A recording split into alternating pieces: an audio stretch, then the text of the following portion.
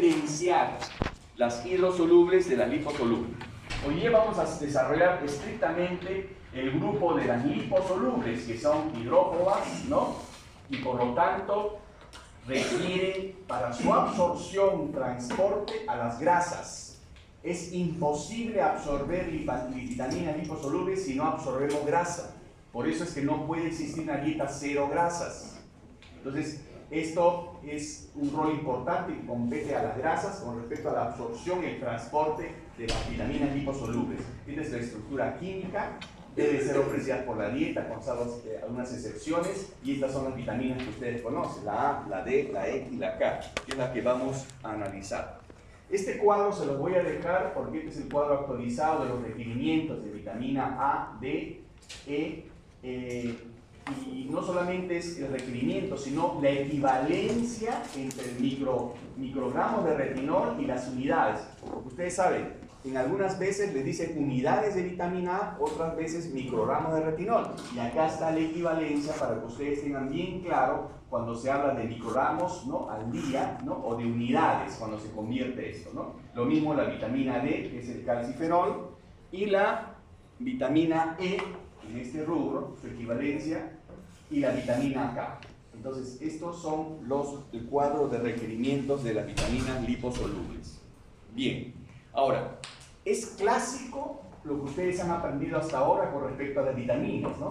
Pero tienen que tener bien claro, cuando uno elimina mucha grasa, esteatorrea es cuando un ser humano adulto elimina más de 5 gramos de grasa en las heces, eso se llama esteatorrea. Entonces, eso es porque hay trastorno en el sistema biliar o algún otro problema gastrointestinal que impide la absorción de las grasas, ¿no? Esto va a interrumpir la absorción también de las vitaminas liposolubles. Toda persona que tiene mala absorción tiene riesgo de mala absorción de grasas. Y si tiene mala absorción de grasas, tiene riesgo de mala absorción de vitaminas liposolubles. Es clásica relacionar la deficiencia de vitamina A con ceguera nocturna. Ya vamos a ver cómo la vitamina A nos ayuda a visualizar en un ambiente nocturno. Es clásico relacionar el raquitismo con deficiencia de vitamina D y la osteomalacia en adultos cuando ya no hay cartílago de crecimiento. Y es clásico, pero también histórico, hablar de la enfermedad de la hemorrágica del recién nacido con anemia y trastornos neurológicos por vitamina K. Ahora vamos a ver de qué se trata esto. Y también tener en cuenta que las vitaminas que más fácilmente se ven en una emergencia por intoxicación es la vitamina A y la D, ¿no es cierto? Entonces, eso es lo que vamos a revisar. Esos son los contextos con los conceptos que ustedes tienen.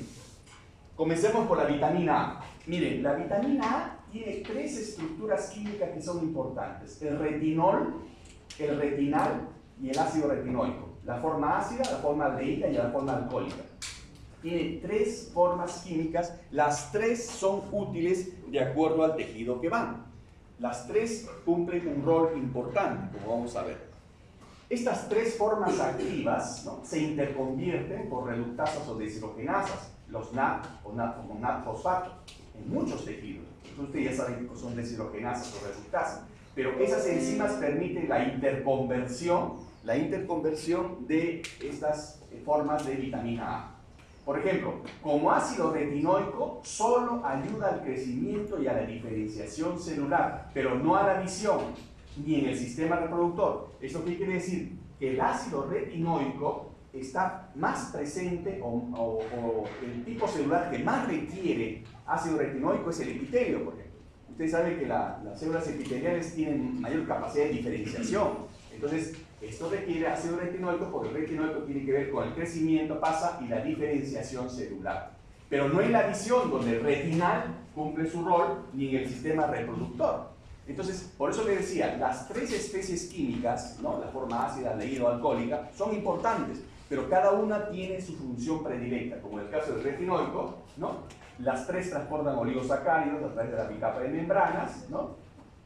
Se disuelven en grasas, se emulsionan con sales biliares, requieren todo lo que requieren las grasas, ¿ok? ¿Requiere la bilis? Sí, porque la bilis también se disocia a las grasas, facilita la absorción de la grasa. Se emulsionan con sales biliares, formando micelas que facilitan la hidrólisis de los ésteres de retinol, ya vamos a ver. Se absorbe directamente en el epitelio intestinal Y hay otra forma, hay dos formas de vitamina A. La vitamina A de origen animal y la vitamina A de origen vegetal. Acá están los betacarotenos, ¿no? Que son de origen vegetal y que se realizan en el ducto intestinal generando dos moléculas de retinal, ya vamos a ver en la gráfica, ¿no? Y el retinal se reduce al retinol por esta reductasa, como hemos mencionado, en presencia de fosfato, esterificándose con quién, con ácidos grasos saturados de cadena larga. Recuerden que nuestro metabolismo utiliza especialmente ácidos grasos de cadena larga y una menor parte se oxida ácido retinoico. Y el retinol se incorpora a los kilomicrones. Esto de acá lo vamos a ver mejor o lo vamos a visualizar mejor en la gráfica siguiente. Miren, acá tenemos el éster de retinol de origen animal y acá está el caroteno de origen vegetal. Entonces los dos son formas de vitamina A, precursores de las estructuras químicas de vitamina A. El éster de retinol está esterificado, en el alimento se encuentra unido bajo la forma de éster. Cuando un componente, un nutriente se une a un grupo éster es porque se almacena. Es igual que el éster de colesterol, está almacenado. El éster de retinol es la forma como está en los alimentos. Entonces, se tiene que desligar del éster para estar libre. ¿Y cómo es que se desliga? Por la esterasa pancreática. ¿Dónde está la esterasa pancreática? En el jugo pancreático, ¿no? Esto en presencia de DIL, lecitina y vitamina E suelta el retinol y está listo para absorberse, ¿no?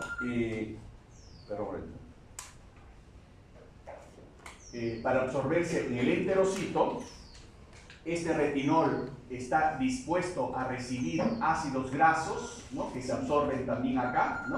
Acá está el ácido palmítico y forma el palmitato de retinol y así, bajo esa forma, se incorpora al kilomicrón. Un ratito.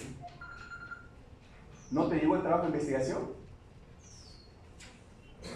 Pero yo te he mandado, Olga, te he mandado el trabajo completo en Word. Y yo no sé por qué no llega. Ahí dice salida del correo. Voy a verificar. Termino la clase y verifico, ¿ya? Termino la clase y verifico, ¿ya? Estoy dictando clases, sí, estoy dictando clases. Una hora. Si no lo copias de un USB, ¿ya? Te llamo, a la hora que termino. Ya, gracias. Que ahora pasa. Lo que pasa es que ahora sí me necesitan, ¿no? Cuando trabajo en investigación ahí sí necesitan, y publicación. Bueno, ya. Entonces, como yo le decía, acá el retinol pasa al enterocito y en el enterocito recibe al ácido palmítico y forma el palmitato de retinol.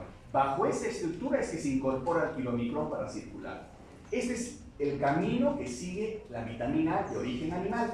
En cambio, la vitamina de origen vegetal, que es el caroteno, tiene que hidrolizarse en el borde del cepillo. ¿Por quién se hidroliza? Por la enzima llamada dioxigenasa.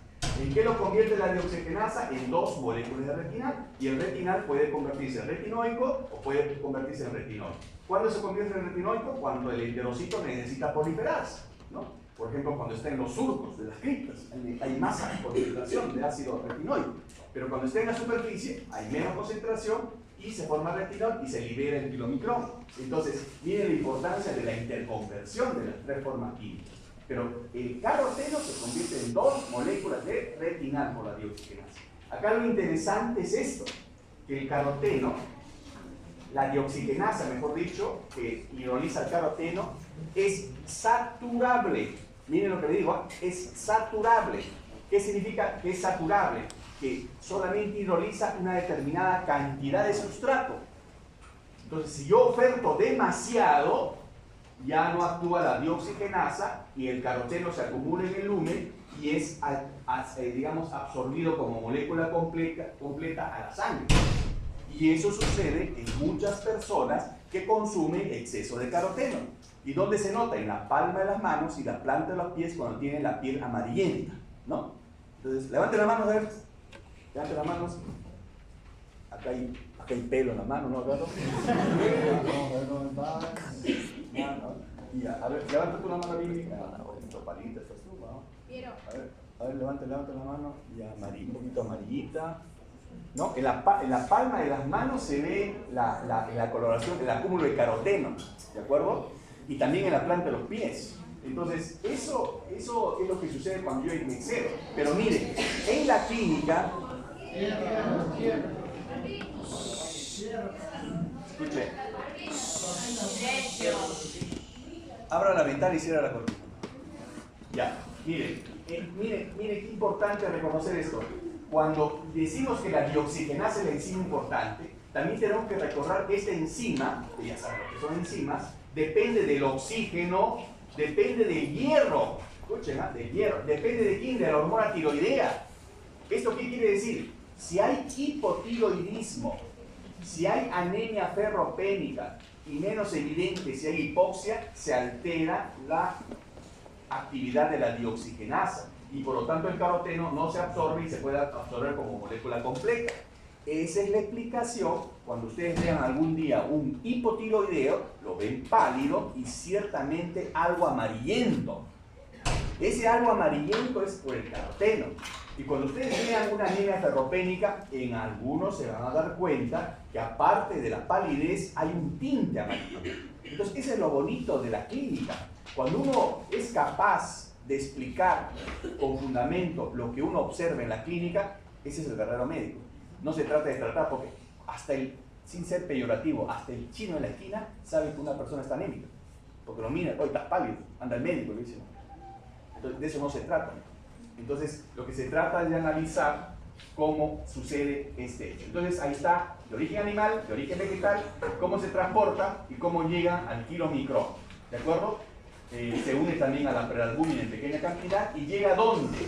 El órgano que almacena es palmitato de retinol, es el hígado, y de ahí sale a repartirse por la famosa proteína ligadora de retinol.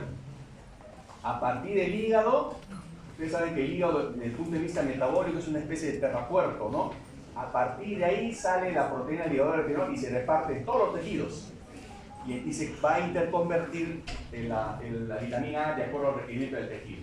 Entonces, esta proteína ligadora de retinol es un indicador del estatus de vitamina A. Si yo quiero saber si una persona tiene una adecuada cantidad de vitamina A, le solicito proteína ligadora de retinol. Esta proteína ligadora de retinol me va a indicar el estatus de vitamina A y también me va a indicar el estatus proteico, porque esta tiene una vida bien corta. O sea, apenas el sujeto se pierde proteínas, esta disminuye. Entonces es un buen indicador de vitamina A y es un buen indicador de estado proteico. Entonces acá vamos a repetir, a señalar, se almacena en el hígado, se resterifica, almacena como complejo glucolipoproteico y del hígado sale pues este complejo de proteína ligadora de retinol que tiene estas siglas en inglés, que es muy conocida, ¿no? También hay una proteína ligadora de retinol celular, que es esta, que fija el retinol y hace que permita su difusión dentro del citosol.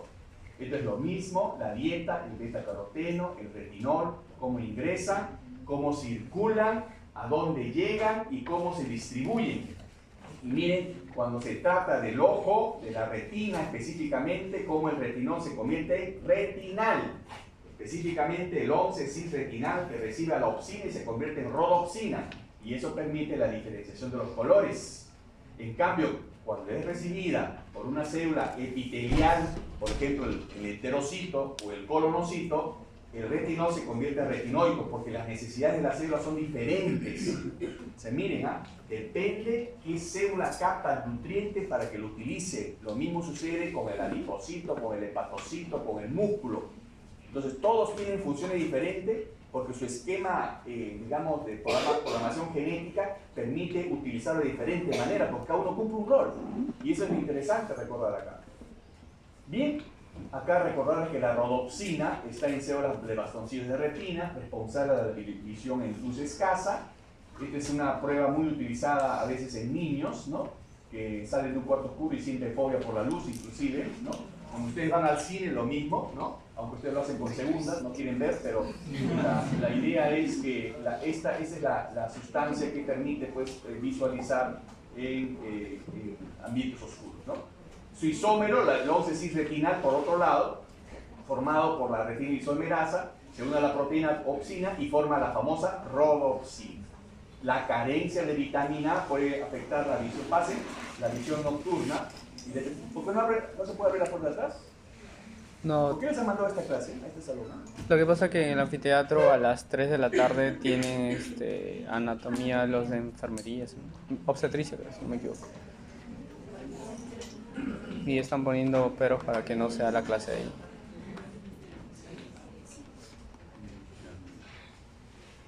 La mayor depresión provoca queratinización de epitelio del ojo, pulmón, vías gastrointestinales, heces urinarias y reducción de secreción de mucosas, y puede llegar a la ceguera. Estos son aspectos importantes que considerar con la vitamina A. El beta-caroteno está en toda la parte verde, naranja, ¿no?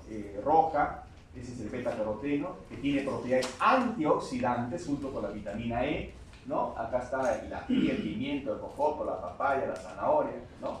En nutrición hay un principio que es, para asegurar que en la dieta estén todos los alimentos, hay que diversificar los alimentos. Hay personas que comen todos los días papaya, se vuelven amarillos, ¿no? Y por eso en las elecciones votan por Yazarín, ¿no? Formado por dos moléculas de retinal, ¿no? Eso es importante, unidos por el extremo aldehído de sus cadenas. Y se metaboliza un sexto. O sea, no se metaboliza fácilmente, por eso es que ingresa como molécula entera y pigmenta la piel. Esta es una cirrosis por deficiencia de vitamina A. Esto felizmente ya no se ve mucho en nuestro medio, esto se ve más en otras zonas como África, ¿no? Las Indias, ¿no? Pero antes se veía, pero ahora ya no se ve, es bien raro ver esta cirrosis por deficiencia de vitamina A. Bien, vitamina D. Acá es bien interesante porque la vitamina D hoy en la actualidad se convierte en una prohormona en realidad. Ya vamos a ver por qué. ¿Cuáles son los compuestos formados por irradiación? Son el ergosterol, el dehidrocolesterol en tejidos vegetales o animales, ¿no? El ergosterol es de origen vegetal y el 7-dehidrocolesterol de origen animal. Acá también está de origen animal y de origen vegetal. ¿De acuerdo? ¿Cuáles son los compuestos que ustedes tienen que retener? El llamado colecalciferol, calcio, vitamina D3, ¿no? Que es el colecalciferol, y vitamina D2, que es el ergocalciferol. O sea, la vitamina D3 es de origen animal, la D2 de origen vegetal. Y la D1, bueno, la D1 quedó en la historia porque era la mezcla de esteroides que llamaron por primera vez vitamina D. Y como a partir de esa mezcla diferenciaron la D2 y D3, quedó como dato histórico la D1. Pero esa D1 ya no se utiliza. Ahora se sabe D2 y D3 de origen animal. Entonces, acá lo interesante también es ver que en la piel, por radiación ultravioleta, el 7-dehidrocolesterol que está en la piel, que es un metabolito del colesterol, se transforma en colecalciferol. Y ahí comienza la cascada de utilización de la vitamina D a partir de la piel. Por eso es importante que haya exposición a las radiaciones solares. Y por eso es que ustedes cuando vean desnutridos, aunque ya no hay muchos, ¿no?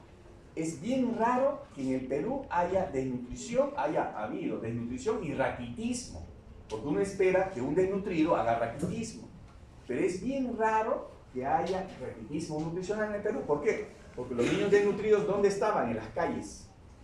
Entonces estaban expuestos a las radiaciones solares, tenían deficiencia de otros nutrientes, pero no raquitismo. Irradiando la levadura, también su ergosterol se transforma en ergocalciferol, al igual que la parte animal. Bien, entonces recuerden, con la radiación, el ergosterol presente en los alimentos vegetales o el 7-dehidrocolesterol, ¿no? Comienza la cascada, ¿no? Y forma la vitamina D activa. Esta conversión, ¿dónde se realiza? Ocurre en la epidermis por acción del sol. Esta es una pregunta de Nana. La reacción fotoquímica de la conversión de la 7-dehidrocolesterol ocurre ¿dónde? La dermis, epidermis, tejido subcutáneo, tejido graso y el epíplomo. ¿No? ¿Okay? Eso, o ninguna de ellas, ¿no?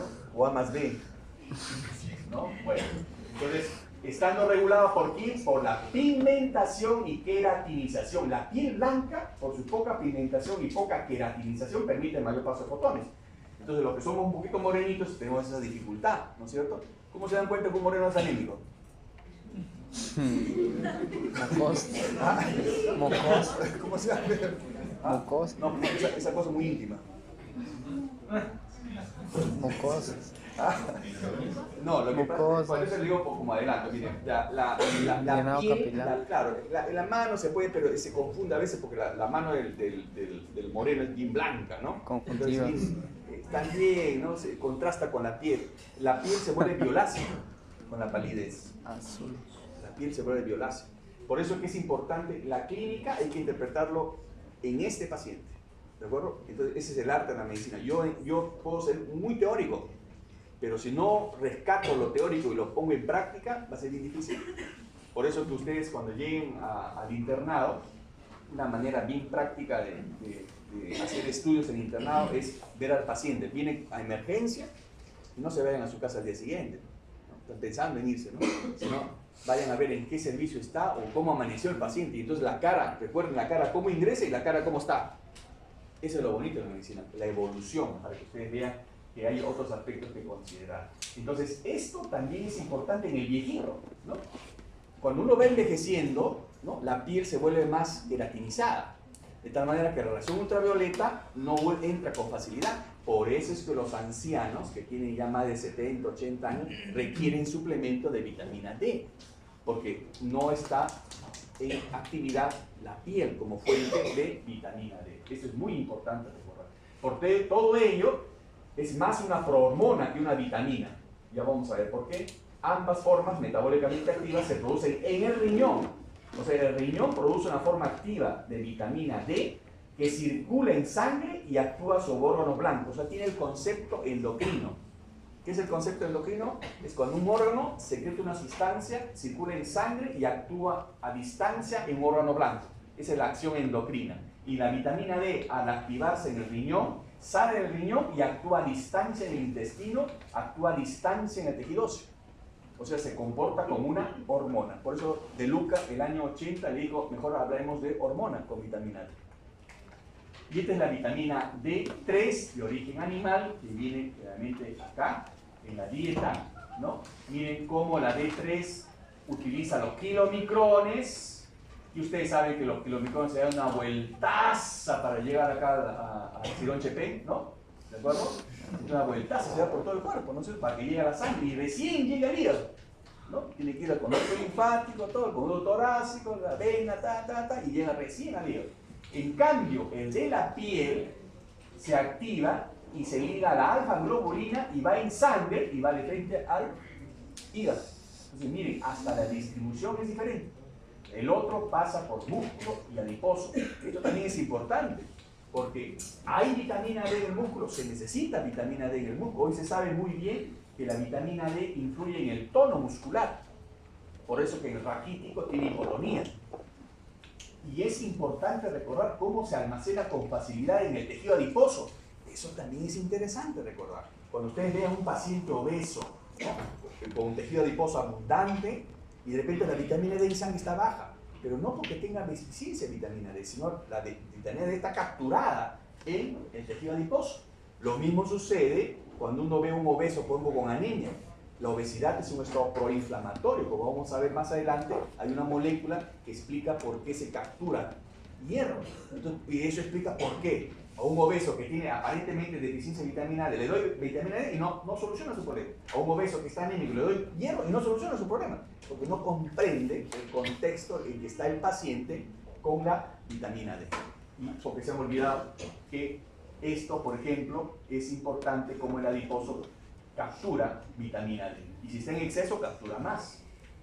Por otro lado, cuando llega al hígado, ya sea del origen que sea, se activa, y acá viene su primera activación, la hidroxilación con el carbono 25. Por eso que este colecalciferol se convierte en la 25-hidroxicolecalciferol o 25-hidroxide-3, que De Luca, como le consideraba prohormona, le puso el nombre de calcidiol. Así le puso calcidiol. Y de acá sale con la proteína ligadora de vitamina D. Al igual que la proteína ligadora de retinol es indicador de estatus de vitamina A, la 25-hidroxide-3 es el indicador de vitamina D. Es el indicador. O sea, esto me indica si hay o no hay vitamina D en el cuerpo. ¿Esto a dónde va? Va al riñón, y en el riñón sufre como 18 a 20 hidroxilaciones. Hay una serie de componentes acá. Pero acá es importante recordar esta hidroxilación, que es quizás la más importante, cuando se hidroxila gracias a la 1-alfa-hidroxilasa en 1,25 dihidroxide-3, y esta es la que sale del riñón. ¿Cómo se llama esta en el ambiente del AMPA hormonal? Se llama calcitriol. Este es calcitriol y este es calcidiol. El calcitriol es la forma verdaderamente activa de la vitamina D. ¿Quién la forma? La enzima 1-alfa-hidroxilasa, que convierte la 25-hidroxi, la hidroxila un carbono más, la 1,25. Esta 1-alfa-hidroxilasa, ¿quién influye en ella? La PTH, porque la PTH a través del sistema de la vinilciclasa activa la 1-alfa-hidroxilasa y forma calcitriol. Esto es muy importante recordar, porque miren, les pongo un ejemplo. Si no hay calcitriol,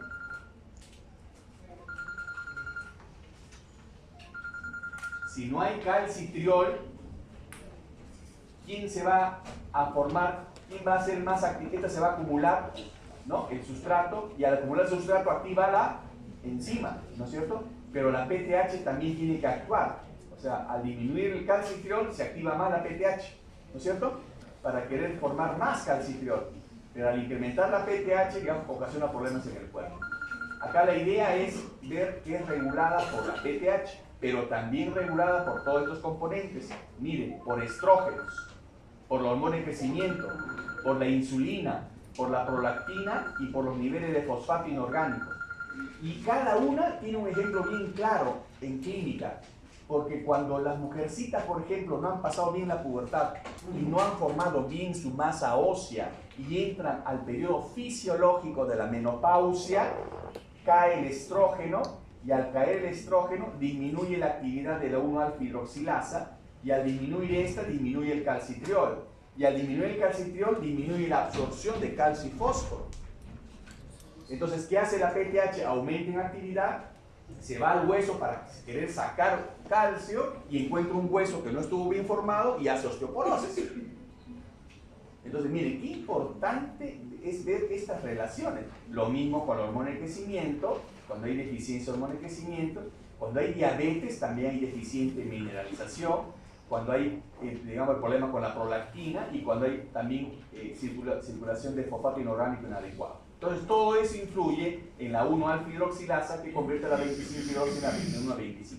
La otra, la 24-25, se le ha atribuido cierta actividad mineralizante del hueso, ¿no? Pero en realidad se excreta como un componente más cuando se une acá un carbono al carbono 1, formando la 1,24-25, y se elimina totalmente los compuestos hidroxilados.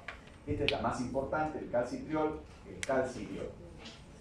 En este esquema está bien claro, miren, el 7-dihidrocolesterol, la activación por la luz, se convierte en colecalciferol y va al hígado.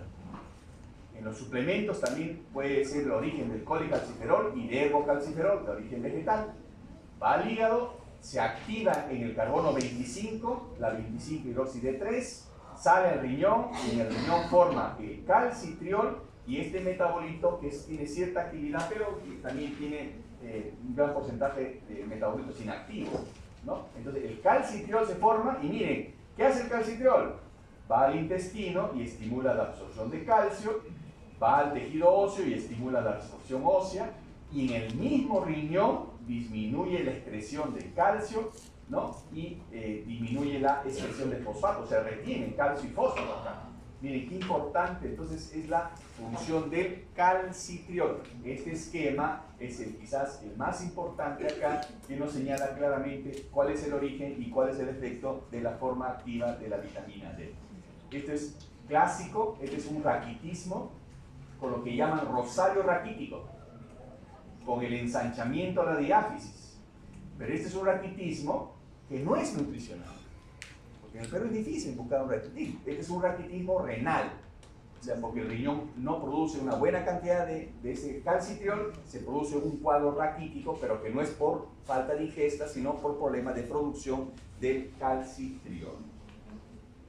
¿Alguna pregunta ahí?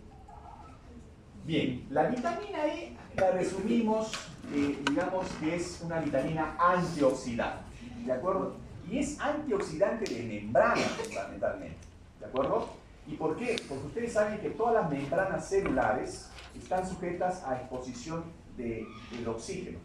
Y el oxígeno es recibido ¿por quién? Por los ácidos grasos poliinsaturados. Por lo tanto, la capacidad de los ácidos grasos poliinsaturados de formar radicales libres, que son dependientes del oxígeno, en este caso radicales peroxi, es alta.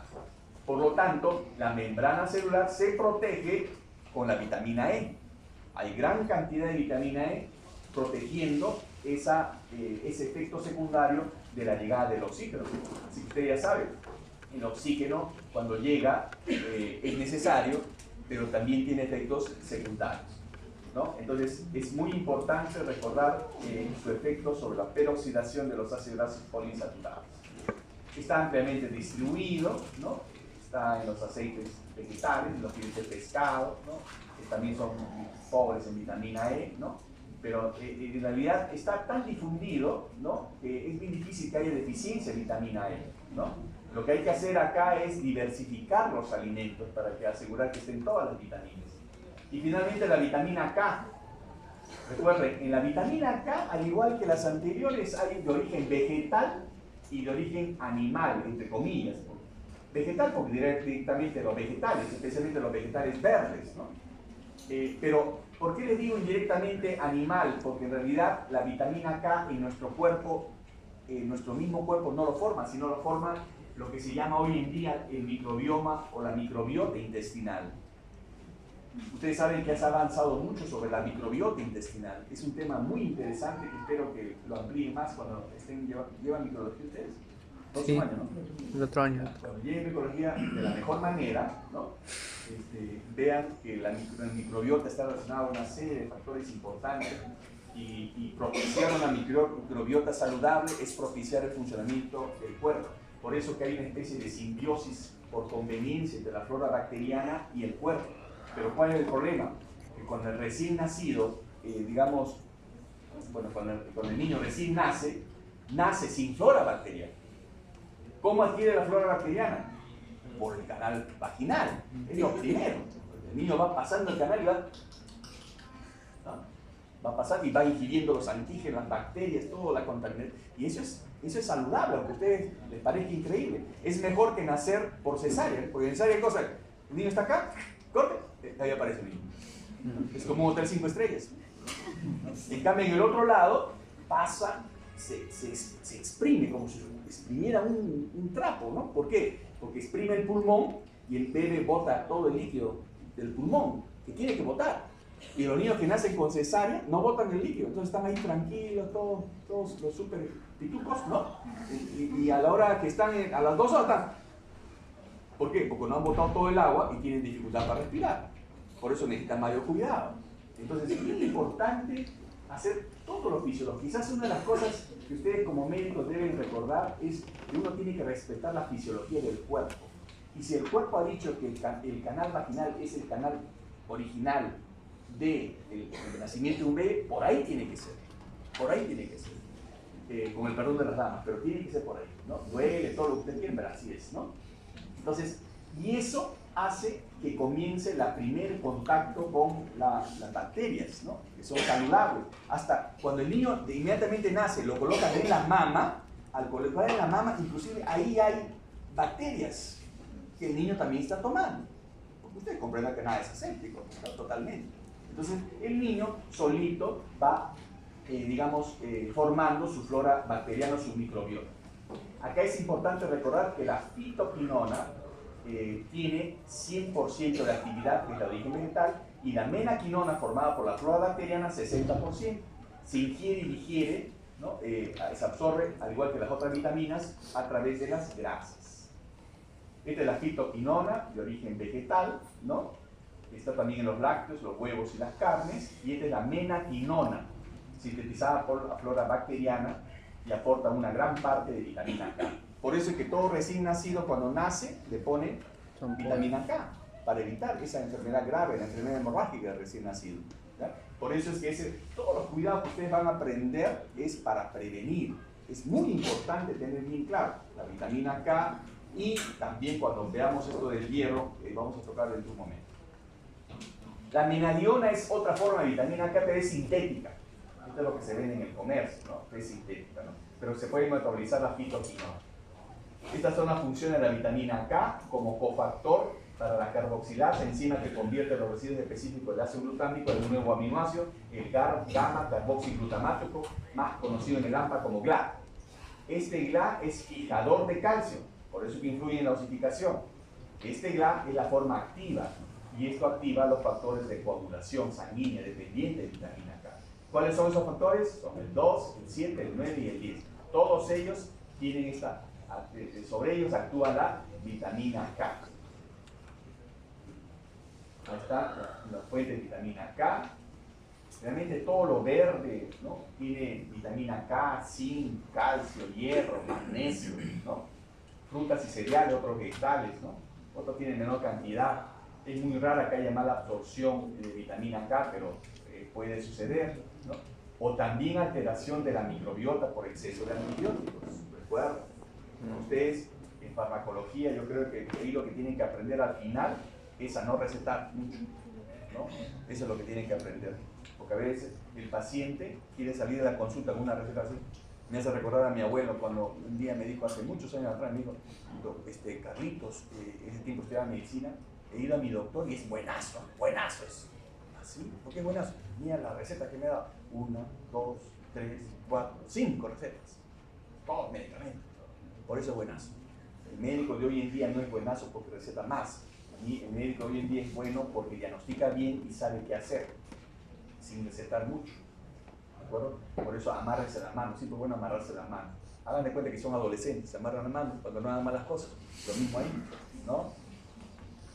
Acá está la fuente de vitamina K, mira, alto, más de 150 microgramos, miren quién lo tiene, las espinacas, ¿no? Popeye, ¿no? En medio, y los que tienen baja cantidad, ¿no? Claro, tienen baja cantidad de vitamina K, pero tienen otros requisitos, ¿no? O sea, por eso que la mezcla de alimentos es la única manera de asegurar que estén todos los nutrientes, ¿no? Los alimentos, mejor forma de obtener las vitaminas, ¿no? Por eso dice el niño, me engañó otra vez, no era un avión, era una cuchara con puré. Entonces, porque esa es la desesperación de la madre que quiere alimentar a sus hijos porque creen que van a tener deficiencias nutricionales, deficiencias de vitaminas, ¿no? Pero creen que la cantidad es la solución. Bien. ¿Alguna pregunta ahí? Bien, en esta segunda parte es de minerales. Acá también hay dos tópicos, ¿no? Hablar de calcio, fósforo, magnesio, que lo van a hacer en una clase especial, pero yo quiero dirigirme a un grupo. Cuando hablo de minerales, hablo de dos grupos. Los macrominerales, en donde está calcio, magnesio, sodio, fósforo, y se definen arbitrariamente, ¿eh? Si yo ingiero más de 100 miligramos de un mineral, eso se llama macromineral, es arbitrario. Eso a veces sucede. Y si es menos de 100 miligramos al día, es micromineral. Y acá está lo importante, recordar. Ustedes van a revisar todo esto de los minerales, pero quiero enfatizar algunos, especialmente el hierro, porque estamos en un país anémico. Por eso es importante que hoy en día ustedes salgan con ideas bien claras de qué cosa es el hierro y los otros minerales. Acá un aspecto importante es la biodisponibilidad de los minerales, referida como la habilidad de un particular mineral para ser absorbido por el cuerpo. Consumos excesivos de minerales pueden afectar la absorción de otros por interacción o causar toxicidad. Generalmente los metales de unos alimentos son precipitados por aniones y otros, por profitatos, taninas, carbonatos. Vamos a ver que cuando no hay mezclas adecuadas, no se absorben los minerales. Entonces, ustedes se van a dar cuenta, ¿no? En los cafetines, cuando tienes un menú, ¿no? Que dan a cada rato agua de té, agua de anís, agua de, no sé, ¿de qué más le dan? Y para mezclar con los alimentos. A veces son mezclas inadecuadas, las cantidades, ¿no? Uno tiene que mezclar de tal manera que se absorban también los minerales, para que no se eliminen por heces, porque se puede perder calcio, hierro, zinc, cobre, ¿no? Y además estas moléculas cambian el pH y actúan en reacciones redox, ¿no? Entonces hay una serie de factores. Bien, el hierro, que es lo que primero vamos a ver, el adulto contiene 3 a 5 gramos de hierro, como hemoglobina y otras enzimas, ¿no? Esta es la ingestión diaria, participa, ustedes saben muy bien, en el transporte del oxígeno, el CO2, está unido fuertemente a las proteínas para evitar efecto tanino. Eso es muy importante. El hierro generalmente está unido a proteínas, porque si el hierro está libre, el hierro es dañino. el hierro tiene efecto redox. Y al tener efecto redox es dañino, es prooxidativo. Entonces, por eso que el ser humano se cuida del hierro. Si está sano, su capacidad antioxidante hace que el hierro circule normalmente. Pero si está enfermo, captura el hierro. Y cuando captura el hierro, la hemoglobina baja.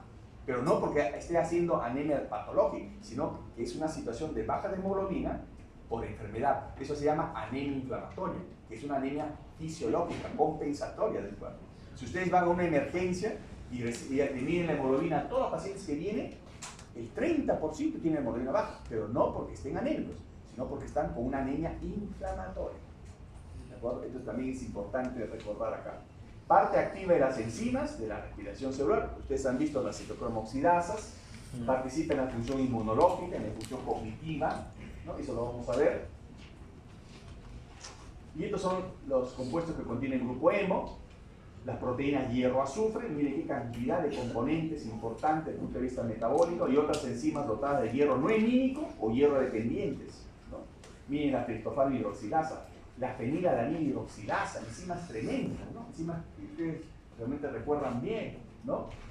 Y por acá la hemoglobina, por ejemplo. Bien, en este esquema ustedes pueden visualizar cómo el hierro también procede de la forma ligada, ¿no? Digamos, esta forma ligada, o sea, no está ligada al hemo, perdón, este es de origen vegetal, y que está ligada al hemo es de origen animal. Por eso es que hablan de un hierro hemínico y un hierro no hemínico. ¿Cuál es la diferencia entre el hierro hemínico y no hemínico? El hemínico viene de origen animal y el no hemínico de origen vegetal. El hemínico no tiene problemas para absorberse. Si observan acá la figura, el grupo hemo se absorbe por su propia proteína transportadora, inmediatamente se incorpora. Y una hemoxigenasa libera el oxígeno y libera la protoporfirina. O sea, tiene una facilidad para incorporarse. Por eso es cuando dicen, ¿cuál es preferible consumir? ¿El hierro hemínico o no hemínico? El hemínico. Por eso es que la sangrecita, si ustedes comen sangrecita 2 a 3 veces a la semana, la hemoglobina se eleva tremendamente. Se eleva tremendamente, la sangrecita, ¿no? Entonces, el hígado, ¿no? Eso tiene hemo, grupo hemo. En cambio, el hierro de los vegetales tiene más dificultad, porque el hierro, ¿no? A pesar que hay ciertas proteasas que ya la convierten en hierro ferroso, la mayor parte está en hierro férrico y encima está inhibida por ciertos factores. Hay factores que inhiben y facilitan al hierro no hemínico. Entonces, la gran dificultad es el hierro no hemínico, porque hay sustancias que estimulan la absorción, facilitan el hierro no hemínico, y hay sustancias que inhiben, cosa que no sucede con el hierro hemínico. En este caso, el hierro que viene no hemínico tiene que reducirse a ferroso con una reductasa y así absorberse, porque la forma ferrosa es la forma como fácilmente se absorbe, y a través del transportador de metales divalentes se absorbe y se junta con el pool de hierro. Entonces, pero esto implica no el pasaje directo, sino la interacción dependiendo del tipo de alimentación que tengan acá. Entonces, es muy importante, acá lo vamos a enseñar en un cuadro más adelante, cuáles son esos factores que estimulan o inhiben la absorción del hierro. Esto es básico, esto quizás es lo más importante de la clase de hierro, comprender su regulación. El hepatocito dispara hepsidina. La hepsidina es una hormona, una sustancia, que evita la salida de hierro del macrófago, donde también se acumula, del duodeno, donde se absorbe, y del hepatocito. O sea, más hepsidina, menos salida de hierro. ¿De acuerdo? Escuchen, ¿ah? Menos hepsidina, más salida de hierro. ¿Y el hierro dónde va? A la médula ósea para formar glóbulos rojos. ¿De acuerdo? Entonces, el hepatocito es el responsable. Si el hepatocito percibe que el hierro está aumentado en sangre, dispara más hepsidina para que no salga más hierro de los tejidos. Si el hepatocito percibe que hay deficiencia de hierro sanguíneo, el hígado inhibe la producción de hepsidina para que salga más hierro a la sangre. O sea, la hepsidina es el detalle. ¿Quién lo produce? El hepatocito. Y miren, si hay hipoxia, también Porque si hay hipoxia significa que se necesita más hierro para transportar más oxígeno. Por lo tanto, la epsilina tiene que inhibirse para soltar más hierro. Y esto es lo que le decía anteriormente, las bacterias, los microbios, los tóxicos, ¿no? Cuando una persona se enferma, digamos, eso también va a ocasionar que la epsilina salga. ¿Para qué? Para bajar, para disminuir la salida de hierro y para disminuir el hierro en sangre. ¿Por qué? Porque en estados de enfermedad al cuerpo no le conviene tener exceso de hierro, porque es prooxidante. Entonces, si ya la enfermedad es prooxidante, estamos sumando otro factor. Por eso es que la persona se cuida.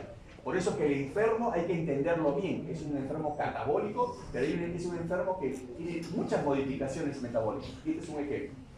¿Está claro? La epsilina. Mire, yo les decía hace un momento que la obesidad es un estado proinflamatorio.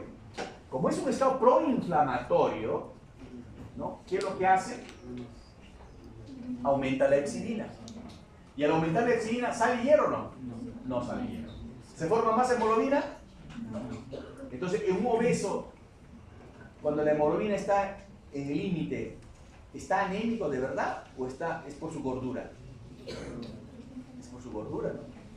Claro. Por eso es que ustedes a veces dan a obesos suplemento de hierro y no levanta el hierro. No levanta.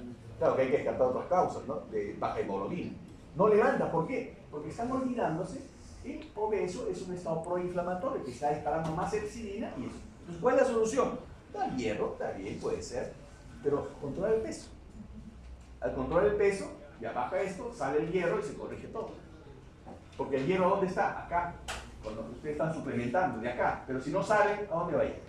Es muy importante recordar el papel de la epsilina. Estos son los factores exógenos y endógenos que favorecen la absorción del hierro. Miren, el ácido ascórbico. Por eso, todo cítrico favorece la absorción de hierro.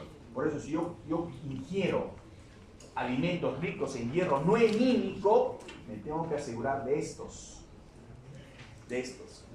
En vez de un té, una limonada, una naranjada, una carambola, un maracuyá, ¿no? Eso favorece la absorción de hierro. Pero si me van a dar anís, me van a dar té, o van a tomar el famoso café después de... ¿No dicen? Quiero tomar un cafecito para despertarme. ¿No? Así, después de comer, ¿no? ¿Y eso qué ocasiona? Miren, acá está las taninas, el té, el ácido oxálico, el café, la Coca-Cola. Inhiben, ¿qué cosa? La absorción del hierro. Entonces, por eso es importante con qué mezclas, ¿no? Si hay exceso de fibra también, ¿no? El té tiene mucha tanina, ¿no? Yo recuerdo mucho una jovencita que tenía anemia, y no me decía nada hasta que descubrí que tomaba té verde. El famoso té verde, ¿conocen las chicas? Todos toman el té verde, ¿no? Eso que toman todos los días, mañana y lo traen en su recipiente, ¿no?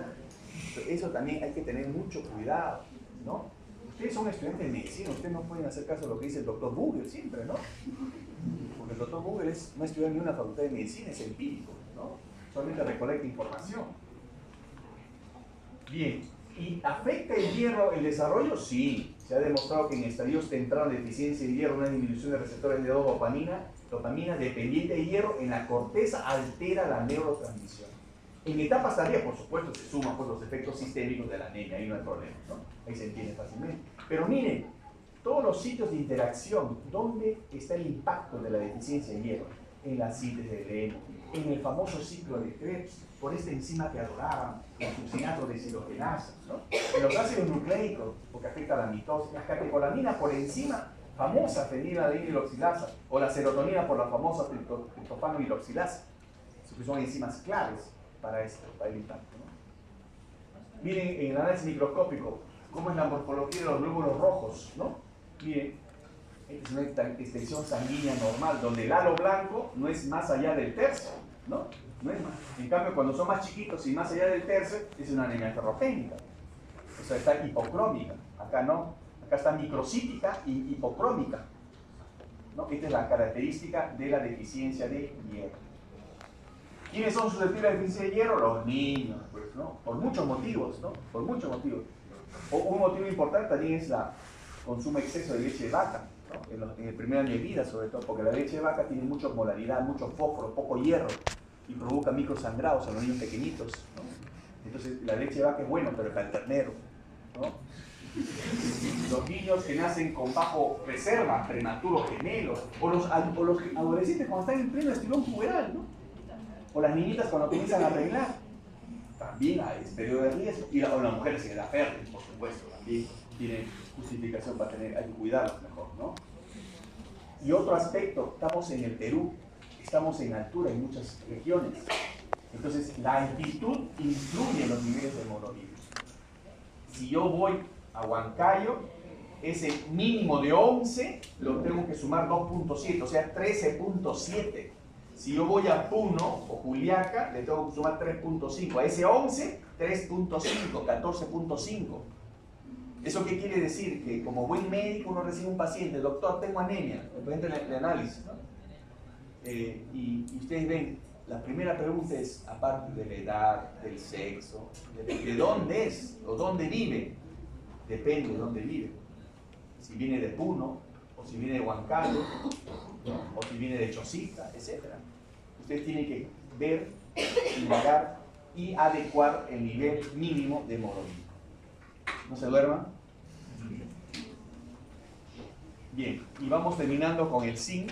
Miren, el zinc es un importante metal que actúa en muchas enzimas, ¿de acuerdo? Pero está casi en la mayor parte de las organelas, ¿no? Y inclusive estabiliza proteínas y estructuras de ácidos nucleicos, por eso acá hay los dedos de zinc, ¿no?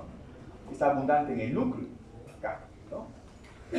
Y el zinc también, miren, el zinc ligado, porque así está, ¿no? Este zinc necesita para desligarse el ácido clorhídrico, y este zinc se absorbe con facilidad por su transportador tipo 4, y también hay un carrier especial para el zinc, digamos, excedente, que le permite siempre rescatar el aporte de zinc que uno pueda tener en la dieta. Lo importante es que ingrese, y al ingresar, especialmente el que utiliza el carrier, ¿no?, en exceso, es que forma la metalotineína. Esto es importante porque al absorberse demasiado zinc se forma más metalotineína y esta metalotineína inhibe la absorción de zinc. Entonces son dos sistemas de transporte, una regulable por la metalotineína para evitar exceso de zinc. Ahora, el zinc también tiene factores que incrementan o inhiben la absorción. Acá los tanatos, las taninas, el ácido fítico, los fitatos, el ácido oxálico, todo eso son inhibidores, son quelantes, son antinutrientes, así los llaman, ¿no? Pero el zinc al final circula unida a la albúmina, hay otras proteínas también, y va hacia el hígado. Estas son las fuentes de zinc, ustedes pueden ver. Generalmente uno va a evitar deficiencia de zinc si asegura proteínas de origen animal. Si uno asegura proteínas de origen animal, no va a tener nunca deficiencia de zinc. Y esta es su función en la replicación, diferenciación celular, los condrocitos, osteoblastos, fibroblastos, la actividad de la IGF-1, osteocalcina, miren, todas las enzimas en que intervienen, en la cicatrización. Por eso que hay zinc, óxido de zinc en las cremas. Y la interacción hormonal con la hormona de crecimiento, lo vamos a ver en la parte de hormonas, y la función inmunológica. ¿Influye en la parte cognitiva? Sí, en la neurogénesis, migración neuronal, sinaptogénesis, neurotransmisión. Y miren los alimentos, ¿no? Carne de res, pescado, ave de corral, huevos, por el 80%. Si ustedes aseguran acá este consumo, están consumiendo zinc.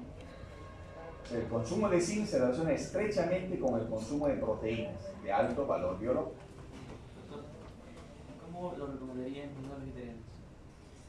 El problema de los vegetarianos es que cuando uno decide, digamos, ser vegano, primero tiene que preguntarle, ¿usted va a ser vegano o va a ser ovo vegetariano o va a ser lacto vegetariano o va a ser un vegano puro?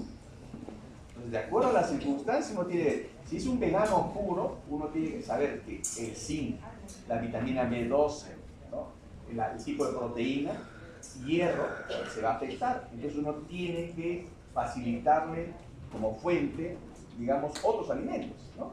Entonces, inclusive con algunos minerales suplementar con pastillas. Y eso es importante, pero hay que diferenciar qué tipo de dieta vegana está haciendo. Ahora, cuando hablamos del zinc en el crecimiento, esto también es importante. ustedes no se la crean todo, ¿no? Ustedes dicen, seguramente han escuchado esto, ¿no? Dale zinc para que crezca, Carlitos, ¿no? Para que sea más alto, dale zinc. ¿Y eso en qué se basa ese mito? Dije, porque participa en 300 metaloenzimas y justo participa en las enzimas que tienen que ver con el crecimiento celular. ¿Cuáles son esas? RNA polimerasa, DNA polimerasa, timidina quinasa y fosfatasa-alcalina. Justo las enzimas que tienen que ver con la proliferación celular. ¿Que es cierto que incluye? Sí, induce la formación de dímeros de hormona de crecimiento. O sea, sí tiene que ver. Y la síntesis del factor semejante al crecimiento de la insulina. Tiene que ver con el crecimiento. Pero tiene que ver con el crecimiento normal. No es que vaya a crecer más de lo normal. Eso también es importante, ¿no? A veces hay niños que se demoran, por ejemplo, en entrar a la pubertad, ¿no? No entran a la pubertad, se demoran, tienen 11 años, son los chatitos de la clase. Ustedes han escuchado seguramente, ¿no? A los 12 chatitos, a los 13 chatitos, a los 14 tachuelitas, ¿no? A los 15 siguen, y de repente a los 16 comienzan a crecer, inclusive están en primer año de medicina y terminan de crecer, ¿no? Esos son los niños con retardo de crecimiento constitucional. Entonces, ese niño, imagínense, va al primer médico, le receta cualquier cosa, médico malo.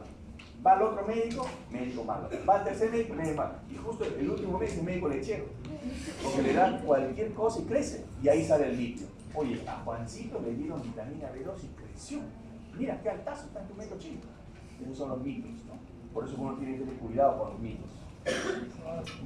Las deficiencias son raras, fue descrita en niños iraníes, ¿no? Pero es bien rara, ¿no? Tiene que ver con la moderación sexual también y con algunas otras alteraciones, cicatrizaciones, alopecia. Inclusive tiene que ver con el apetito, porque el zinc estimula la gustina, que da la actividad al gusto, ¿no? Y estimula también, tiene que ver con el neuropéptido Y, que ya hemos hablado el otro día, o sea, tiene que ver con el apetito también. El cromo, ¿saben cómo se van a acordar del cromo? Por esto. Primero, porque el cromo es el componente esencial del factor de tolerancia a la glucosa. Por eso fue identificado el cromo. El cromo es importante para favorecer que el individuo maneje bien la glucosa. ¿Eso quiere decir que le voy a dar un diabético en exceso de cromo? No. Eso es para un individuo normal. Esto no es que se va a solucionar el problema. Hay que ayudarlos con otras cosas. El cromo es importante para eso. Es esencialmente importante en el metabolismo del carbohidrato. ¿Y cómo aseguran el cromo? En la levadura de cerveza. O sea, la cerveza tiene cromo, ¿no? Bueno, es igual que el vino tiene polifenoles. O sea, los licores también son buenos, pero lo que pasa es que se exceden a veces, ¿no? Esa es otra cosa, es otro problema, ¿no? Pero acá la idea es que la mejor fuente de cromo es la levadura de cerveza. Hay otras fuentes, hasta el queso también. Recuerden que el queso tiene más calcio y menos grasa que la leche. O sea, el queso es bueno también, ¿no? Entonces, y otra fuente como el pescado, ¿no? El pescado, las sociedades de nutrición todas recomiendan consumir 2 veces a la semana pescado, ¿no? Así que dijeron, me dijo bebe y bebí, ¿no? Es fácil, pero no se entienden las palabras a veces, ¿no?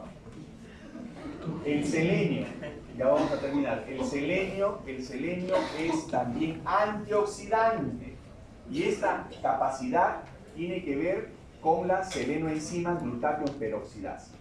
Esta enzima es el reflejo de la actividad antioxidante del cuerpo. ¿Por qué? Porque ahí está el selenio. Es muy importante porque se tiene a nivel de membrana otros antioxidantes, ¿no? Pero ahí está el selenio. Influye sobre la absorción y retención de vitamina E, que también es un antioxidante. Interviene previniendo coágulos, ¿no? Es indispensable en la producción de la hormona tiroides, eso lo vamos a ver en la clase correspondiente. Contrarresta efectos perjudiciales como la famosa intoxicación por mercurio. Entonces, unido al beta-caroteno, protege las membranas del daño oxidativo. O sea, el selenio se caracteriza por su actividad antioxidante. Unida a la vitamina E, unida al beta-caroteno, ¿no? Y es un elemento indispensable para la función hormonal, ¿no? Y la función vascular. Acá está la absorción en el segmento superior, ¿no? Como ocurre con otros minerales. Al principio se transporta en la albúmina y luego en la alfa-2-globulina. Está aumentada su ingestión. El aumento de ingestión incrementa su eliminación, o sea, no se retiene con facilidad. Y las fuentes. Y la deficiencia, que es rara, pues esos son históricos, ¿no? en realidad son más de conocimiento general. Es muy raro la deficiencia de selenio que provoca estas enfermedades raras descritas en la parte de la China, ¿no? Etc. La baja ingesta se relaciona con mortalidad por cáncer, es una teoría interesante, ¿no? También con una cardiopatía por dieta inadecuada de selenio y vitamina E. No se conoce toxicidad. Y el cobre está en muchas partes, ¿no? Pero el cobre también, gracias a su incorporación a la ceruloplasmina, también es antioxidante. Recuerden que todos estos minerales generalmente son antioxidantes o prooxidantes, como en el caso del hierro, ¿no? El cobre influye mucho en el metabolismo del hierro, actúa en la oxidación del hierro antes que se transporte en el plasma. Entonces, de alguna manera nos ayuda a protegernos del exceso de hierro. Por eso es muy importante la interacción entre minerales. Y además el cobre se absorbe interactuando con el zinc. La metalotioneína influye en la absorción del cobre. Y estas son las enzimas. Miren las enzimas. Muchas de ellas las conocen, ¿no? ¿Se acuerdan de ellas, no? La superóxido dismutasa, la tirosinasa, ¿no? La fenilalhidroxilasa. Son enzimas claves. Cuando uno pasa por bioquímica es bien difícil olvidarse de algunas enzimas claves, ¿no? Especialmente cuando no lo respondió en el examen, ¿no? Cuando uno responde eso se acuerdan más de las enzimas. Por eso es bueno que no respondan alguna pregunta porque eso se acuerdan con más facilidad. Esta es la absorción a partir del estómago, es muy importante, máxima en el intestino delgado, ¿no? Pero no se absorbe todo, ¿no? El porcentaje de absorción disminuye con la ingesta creciente, se une a la albúmina, se excreta por bilis, se excreta por heces, ¿no? También en pequeñas cantidades en la orina, en el sudor, hasta en la menstruación, ¿no? Está regulada por la metaloterina, como les dije, ¿no? Y para el transporte hacia el hígado, el cobre se transporta por la albúmina, la tracupreína o histidina. Y la unión cobre-albúmina sirve como depósito temporal para el cobre. Las deficiencias también son rarísimas, pero ojo, puede producir anemia microcítica, hipocrómica, ¿no? Y esto tiene su relación con el hierro. Entonces, por eso es importante ver también cómo está su aporte de hierro. El yodo no lo voy a tocar mucho porque lo vamos a hacer, que hagamos las próximas 2 semanas vamos a hacer hormonas, ¿no? Entonces lo vamos a hacer con detenimiento del yodo. Lo único que les puedo decir es que el yodo se elevan como 400.000 toneladas de yodo del mar. Se elevan, entonces pasa por la costa, uno hace así, no hacía, no, inspira, ¿no? Entonces uno inhala yodo. Por eso que acá no hay deficiencia de yodo. Pasan las nubes cargadas de yodo a la sierra y ahí llueve.